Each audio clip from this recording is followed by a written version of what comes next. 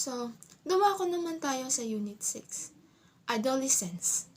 So, or the high school learner. So, dito sa unit na ito, dito nagsimula yung pagbabago sa katawan ng isang tao. So, meron tayong tatlong stages of adolescence. First, early adolescence. Second, middle adolescence. And the last, late adolescence. So, mamaya ay tatalakayin natin iyan. Next topic is Module 24, Physical Development of the High School Learner. So, defining adolescence.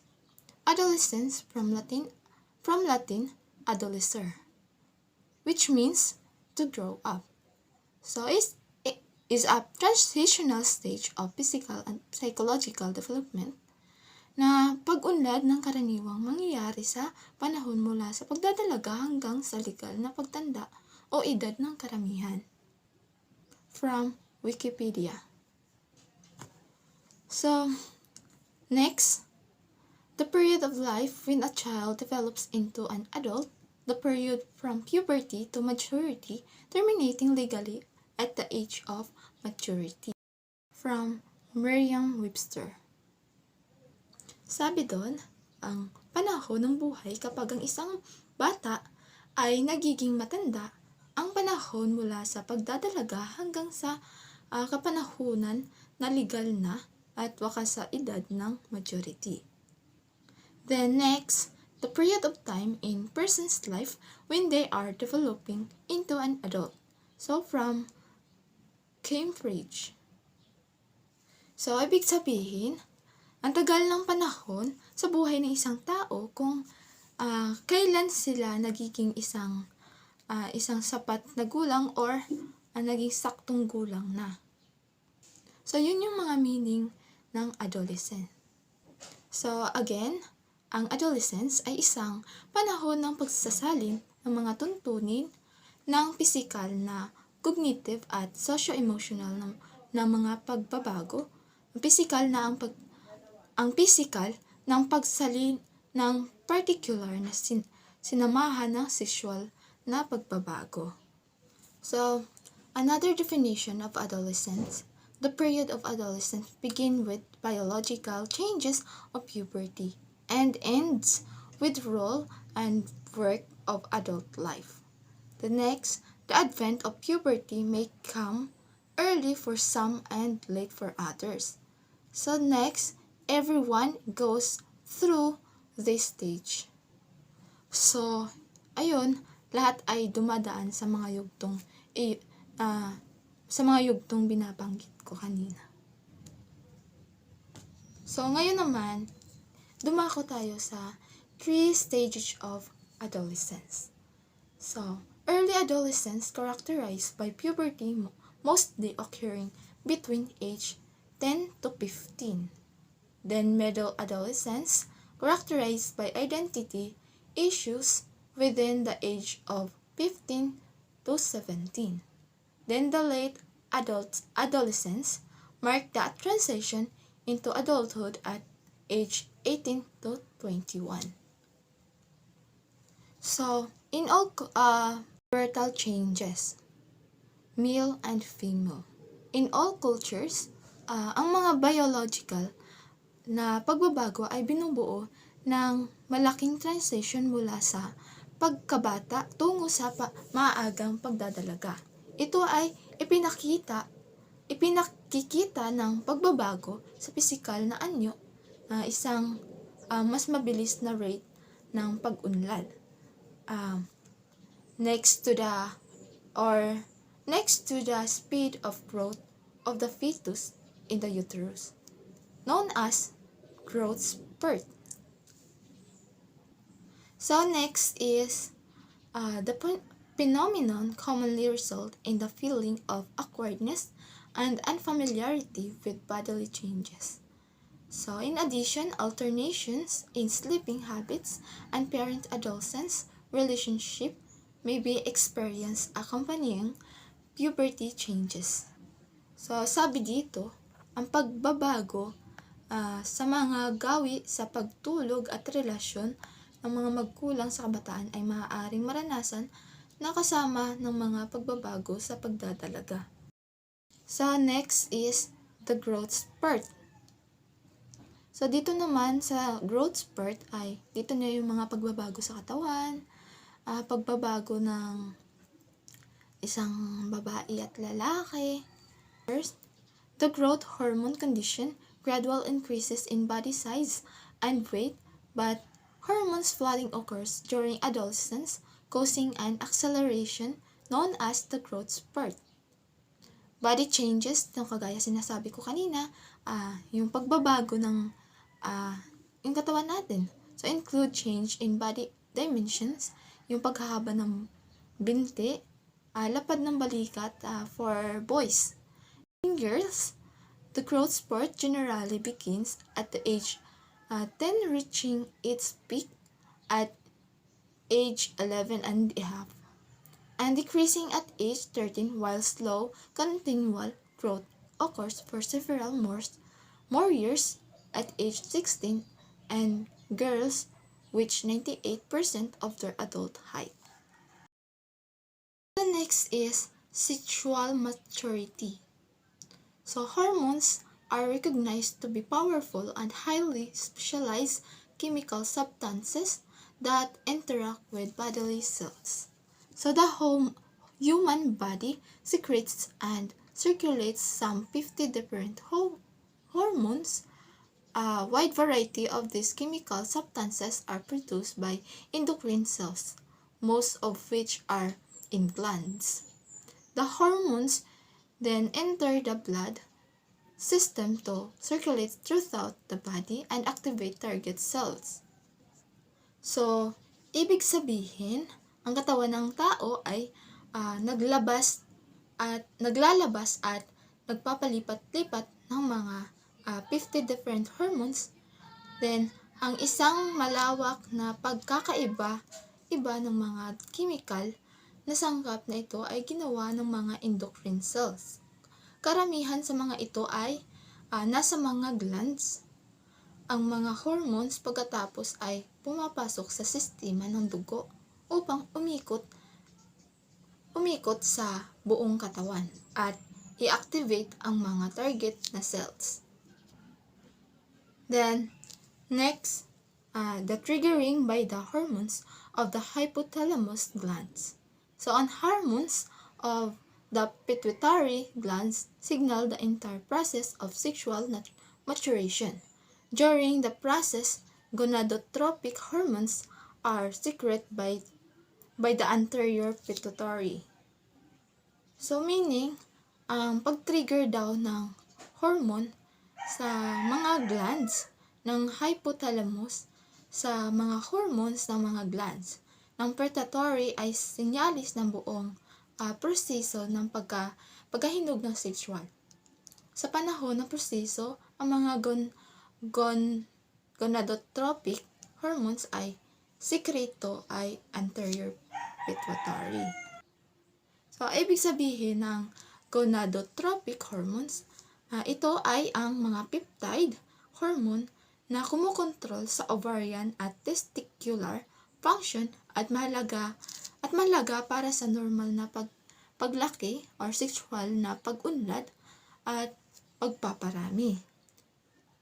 So, pag sinasabi natin na hypothalamus glands, ito ay nagkokontrol din ng temperatura ng katawan, gutom, mahalagang aspeto ng pagiging magulang at mga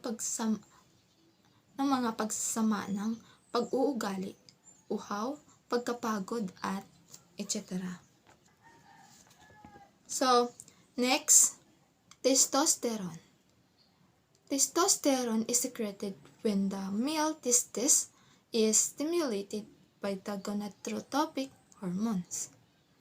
So, estrogen is secreted when the female ovary is stimulated by the gonadotropic hormone. Then, maturity or first sign of puberty. So, characteristic of stimulated testosterone. So, growth of testes, scrotum, and penis precedes the growth spurt in height. So, first pubic hair precedes by the appearance of facial hair. Oh, so yun na nga yung sinasabi ko is, nandun na yung mga changes ng ating katawan. So, magkakaroon na, habang tumatagal, magkakaroon ng bulbul, kung sa tawag. So, then the next is ejaculation capacity. So, nandun na din yung, kung sa lalaki ay, siguro at the age of 12, marunong nang magjajakol, or dyan na yun, parang, sabi kasi nila, pag nagjajakol yung isang tao, or isang lalaki is, mas tatangkad siya, or papayat siya, yun yung mga naririnig ko. Then, growth spurts. So, ayun na nga yung sinasabi ko, yung pagbabago ng physical, ng katawan natin, or sa kahit ano na, yung mga muscle, yung pagbabago ng muscle natin. Sa lalaki, lumalaki yung muscle nila, tapos, magkakaroon sila ng abs is, syempre, mag-ano din yung sa little breast nila. So, next is voice change, most obvious aspects of adolescence development. So, yun din, isa din yun sa yung habang nagde-develop yung isang lalaki is nagkaroon din ng voice changes. So, nung pagkadinig natin nung una is parang cute lang yung boses niya, chill lang. Pero habang tumatagal o habang tumatanda is nagbabago yung boses. So, the next is characteristic of the stimulated estrogen. So, dito naman tayo sa babae. So, sa babae naman is breast enlargement, accompanied by the growth of the uterus and vagina. So, yung kagaya sa lalaki kanina is nagkaroon din ng pagbabago sa katawan niya. So, ganun din yung sa babae. Yung sa babae lang is lumalaki yung dede namin. Then, nagkaroon din siya ng bulbul. So, yun yung pagkakapares ng pagka-growth ng babae at lalaki. Nagkakaroon ng, habang tumatagal is nagkakaroon ng bulbul. Siguro, at the age of nasa 17, parang ganun. 15 to 17. So, parang meron na yun unti-unti. So, widening of hips. So, magkakaroon din ng change sa katawan namin. Yung iba, lalaki yung puwet. Tapos, lilit yung hips. So, then, the next is growth spurt. So, ganun din yung pagbabago sa katawan ng isang babae, ganun din sa yung kagaya sa lalaki na may pagbabago din sa katawan nila. So, next is menarche. So, the first menstrual period of a person. Females' first menstruation generally achieved beginning 11 to 11.5 years, up to 12 to 12.5 years. So, differ according to ethnicity. African American and European American girls may exhibit secondary characteristics as early 8 to 8.87 years and 9.96 years. So, sa ibang bansa pala is aga silang nagkaroon ng period. Samantalang dito sa Philippines is yung iba nagsimula sa 11 up to 12 years. So, magkaiba pala yung, pero meron din sa Pilipinas na nagkaroon din ng 8 pa lang yung age, nagkaroon na. Next is sperm mark. Signal the first sign of puberty and sexual maturity in boys at about age 12 or 13. The next is the secular trend. The secular trend is development is the fact that puberty is starting earlier for boys and girls now than it did 100 years ago. The beginning of puberty is still getting earlier, especially for girls. So, ibig sabihin, ang pagdadalaga ay nagsisimula ng mas maaga, especially sa mga babae. Kung makikita natin is mahilig nang mag-makeup, kahit ano-ano nang nilalagay sa mukha.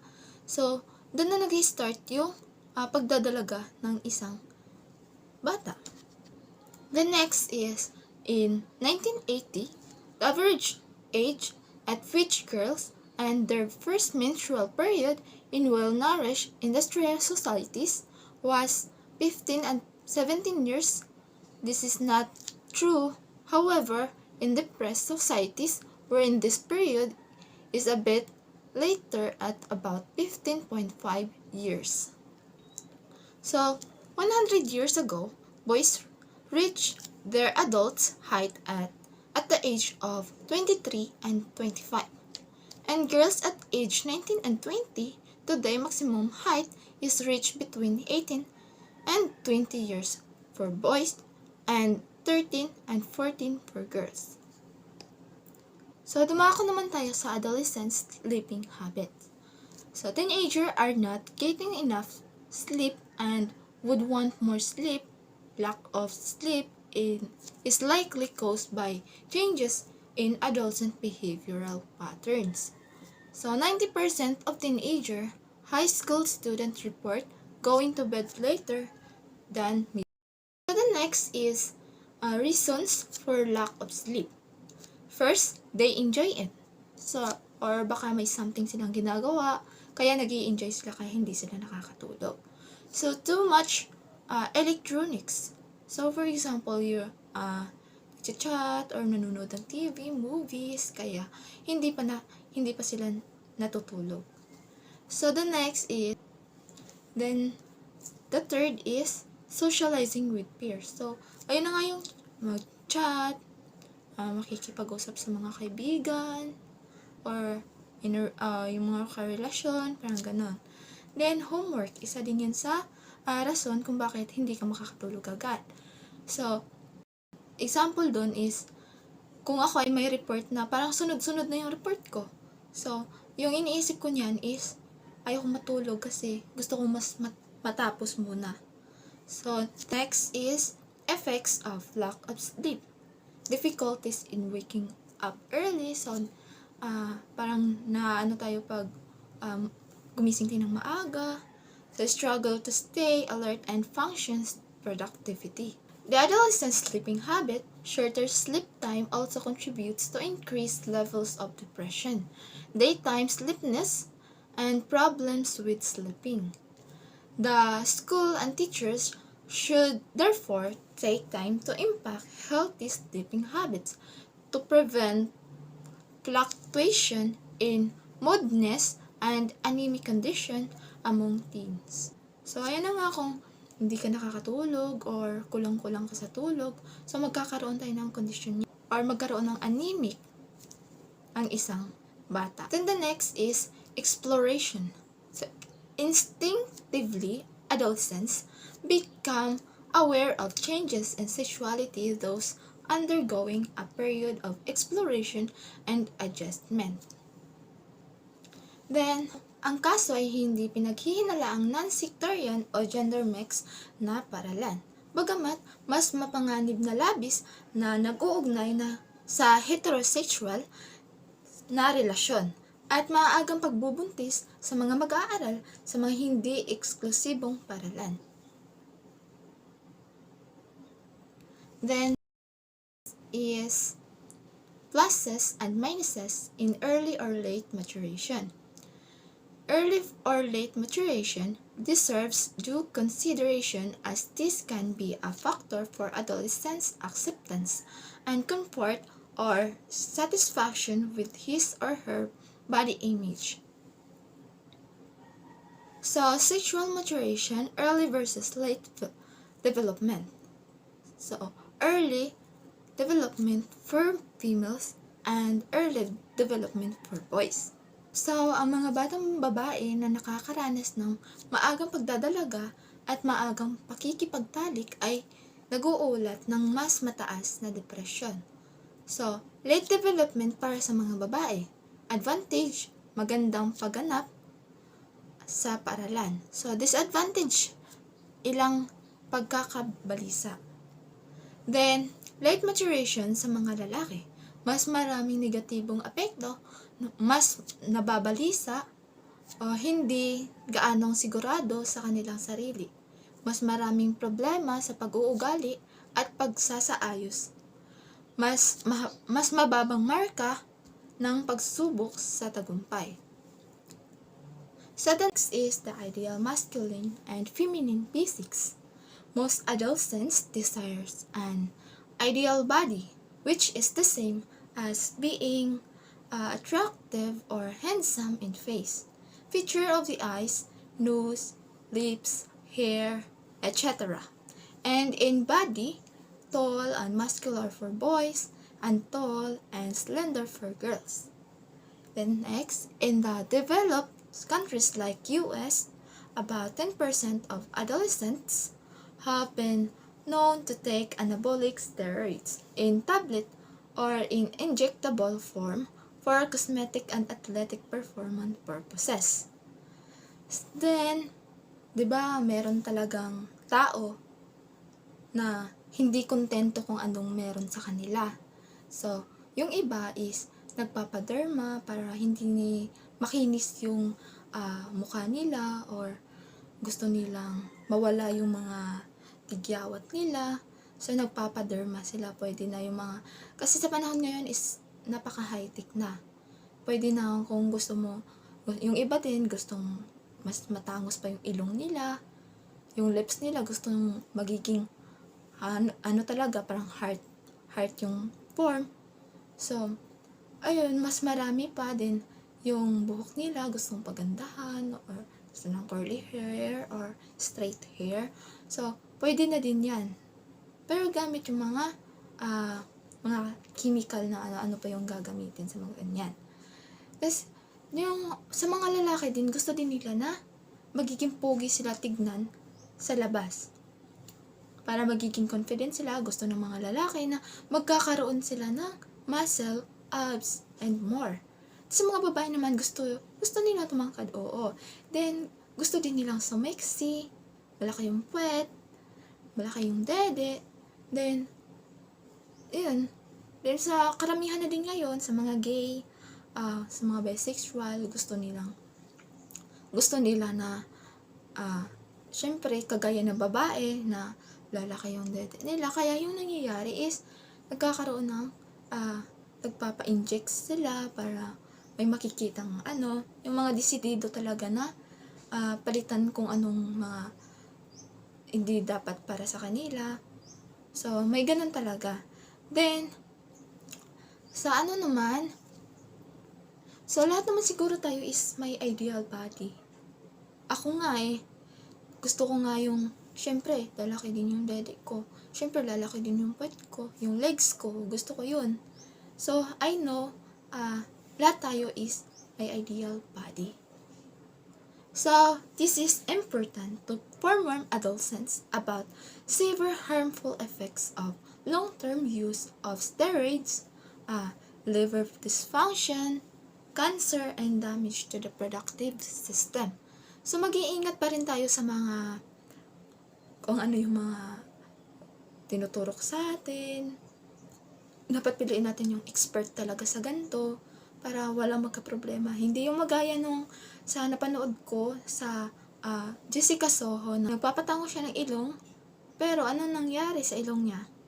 Yung nangyari sa ilong niya is mas lalo siyang pumapangit. Imbes in natural, maganda sana siya. Pero nung bago siya ng ilong is, ayun nga, pumapangit siya lalo. Then meron din yung sa mukha na gusto nila na parang maganda sila tingnan.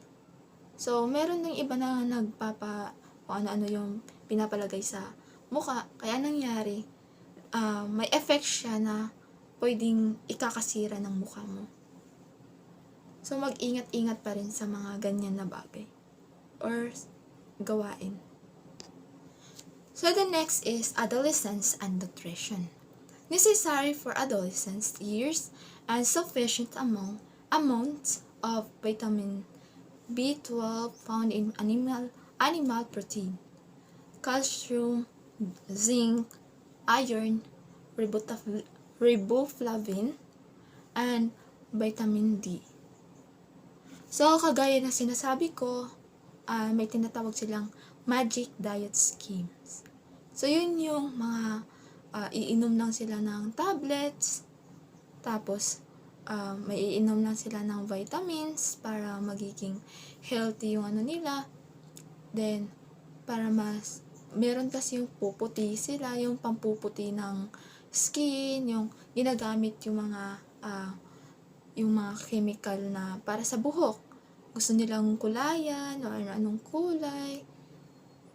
Then, whiten the skin. Yun yung sinasabi ko na gusto nila na mas magiging maputi pa sila. Yun. Then, should be met with caution. So, meron din siyang caution. So, dapat, kung ano yung, for example, sa mukha, meron siya ginagamit, so yung ginagamit niya is brilliant. Yung ginagamit niya, maiinitan siya. So, may epekto na kalalabasan. So, ang mangyayari, namumula yung mukha niya. Tapos, para siyang nasunog. Parang ganun. Kaya kailangan pa din na mag-iingat-ingat pa rin. Then, the next is the vegetarian fad ay maaari din maging makapinsala lalo na sa mga kabataan na nangangailangan ng bitamina, mineral at protein. Ang vegetable ay mabuti, ngunit dapat itong balansehin with food intake upang bumuo ng mataas na kalidad na nutrition kabilang ang pagkain ng mga mapagkukunan ng protina tulad ng gatas, mga produkto sa paggawaan ng gatas at itlog. So, the next is the ideal body. So, sabi na natin to kanina, na important that adolescents feel confident about their body image and the physical feature of the human body, facial looks, body size, color of skin, and etc. Depends on genetic heritage, which must generally be respected. However, with advancement in hair and skin technology, change in hair color and skin are no longer impossible. So, maganda yung looks, body size, gustong magiging slim, or color of skin, gustong maputi. Then, or nagdepends na sa genetic heritage, which mas, sinasabi dyan is, so, yung iba is, nag-ano sila ng technology, parang, gaganda yung buhok nila, yung skin nila. So, yun na yung mga sinasabi ko kanina. Next is, there is more to body image than physical looks, and this concerns good habits in relation to first, cleanliness or kalinisan at pag-aayos, proper wearing of clothes, following current style, was ng pagsusuot ng damit, tapos yung mga style na parang, yung iba is parang aesthetic, ganon. Then, Eric, bodily posture. Then, next, eye contact, habang nakikipag-usap. So, decorum, or magandang anyo at may confident at decente. And that's all. Thank you for listening. And goodbye.